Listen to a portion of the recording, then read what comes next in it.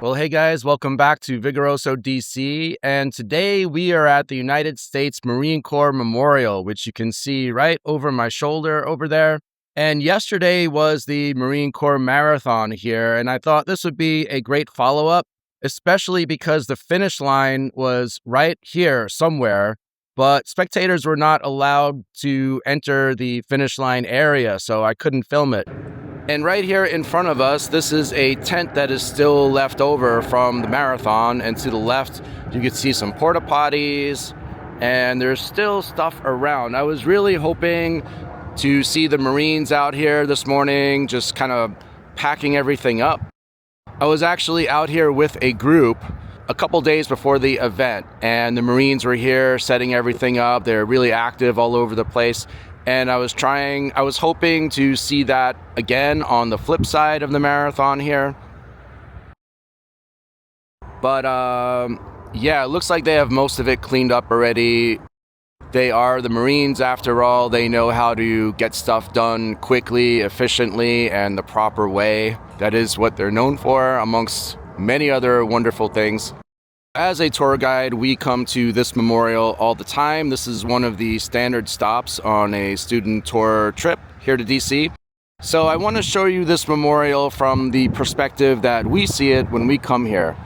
It all begins down this road right in front of us. So we drive up this road on the tour bus, and again, all the stuff that you see here on the right-hand side, that is normally not here. That was for the marathon, so it's pretty open. But we come down this street, and then we go around this curve over here. And also this tent normally isn't here either. And then we end up right here, and you can see how there's this kind of pull-in here. So this is where the buses pull in, and the buses stop right here, and this is where we unload. And you can see just over there, that is where the memorial is. So everybody unloads. And what we do is we walk up over to the memorial, and then to get on the buses, we get on the exact opposite side of this circle over here. So that's how it works. The buses pull in here. As we're looking at the memorial, they drive around this circle and stop on the other side of the memorial, and we board there. So there's always this flow of traffic, so there are no issues with trying to get around other buses. When I first began as a tour guide, there was a lot of renovation going on here, which I'll talk a bit more about later. But at that time, this whole circle to drive around was all closed off, and we pretty much had to drop off over there past those trees where the public street is. So we would drop off on the street and then kind of walk this long way around in that direction in the back to get to it, and then get picked up back on the street again. So it's so much better now that everything is open and the way it should be. And we get everybody off the bus, and then we start walking. So we'll walk that same way.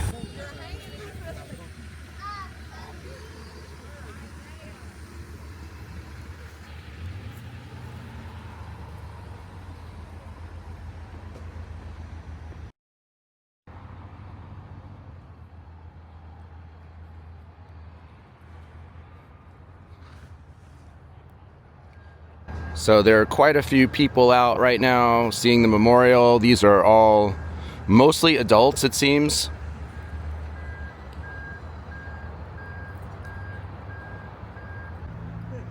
So this is the Marine Corps Memorial. However, it is also informally known as the Iwo Jima Memorial because this statue depicts a famous photograph that was taken at the Battle of Iwo Jima just at the end of World War II.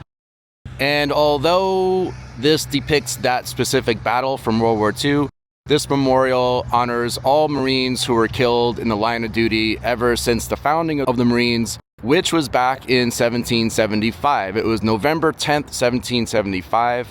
And November 10th is roughly 2 weeks away from right now, 2025. So we are just roughly 2 weeks away from the Marines' 250th anniversary. And of course, this is older than the signing of the Declaration of Independence, so they are actually older than our country itself. And unlike some other memorials, this only honors Marines who were killed in the line of duty, not all Marines. So if we went over to the Air Force Memorial, that honors everyone who's ever served in the Air Force. But this is only for those who were killed. And if you see there at the very top, the flag, although there's not much wind, it's kind of hard to see, but the flag there is a modern day flag with 50 stars. And Battle of Iwo Jima, of course, that was back when we had 48 states, so there was a different flag. So it's a bit anachronistic, but why would they fly a modern day flag for a scene that took place when there were 48 states and a different flag? And that's because since the memorial honors all Marines who were killed from the beginning up until the present moment, they fly the present day flag.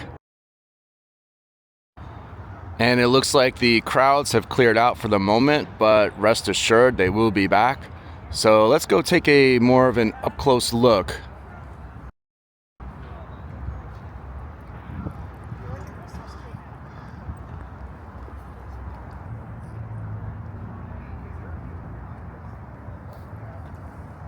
So we are now at the base.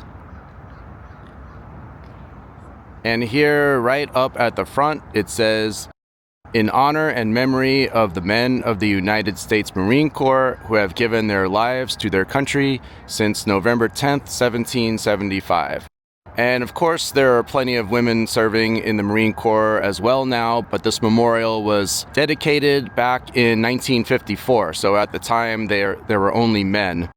And if you look at the very top here, the top of the base, you can see places and dates. These are all the different conflicts the Marines have served in and the dates. So directly in front of us, we can see World War I, 1917-18.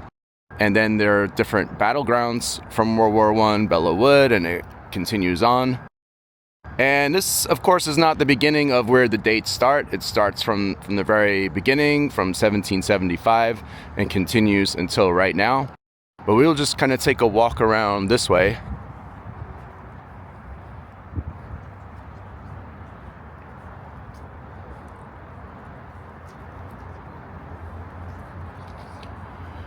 And you can see the dates for Afghanistan and Iraq have not been filled in yet. And I've wondered when this will happen because these conflicts are already over. But we'll keep walking.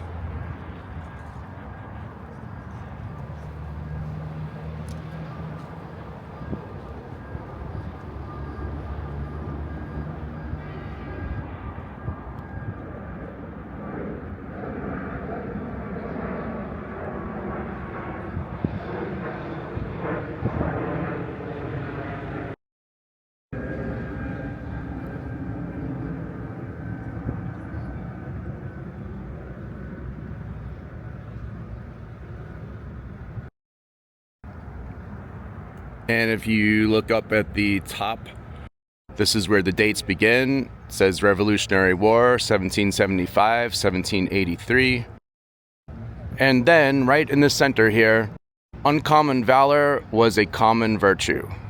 And here we have the motto of the Marines, Semper Fidelis, down at the bottom. And down here it says Joseph Rosenthal, photographer, February 23rd, 1945. So as I mentioned earlier, this is all based on a famous photograph. And Semper Fidelis means always faithful in Latin. And then we have down here in the bottom corner, it says Felix W. de Weldon, sculptor, 1945-1954.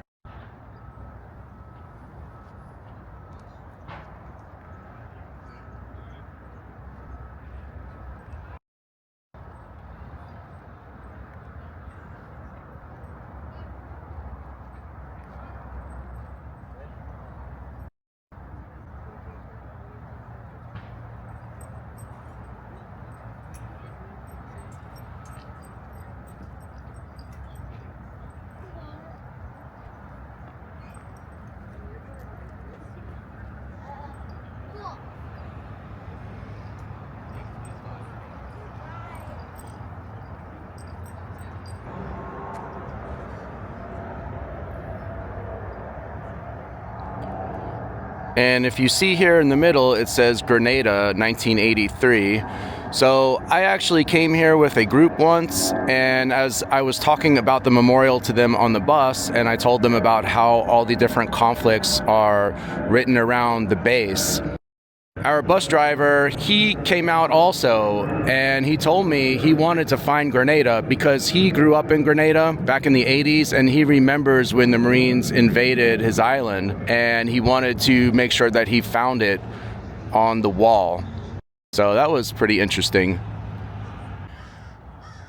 And right here in the center, you could see it says Korea 1950 dash, and then there is no end date. And that is because there was never a formal peace treaty to officially end this war on paper. There was just a ceasefire, and that ceasefire continues until today. But this war never officially ended, and that's why there is no end date.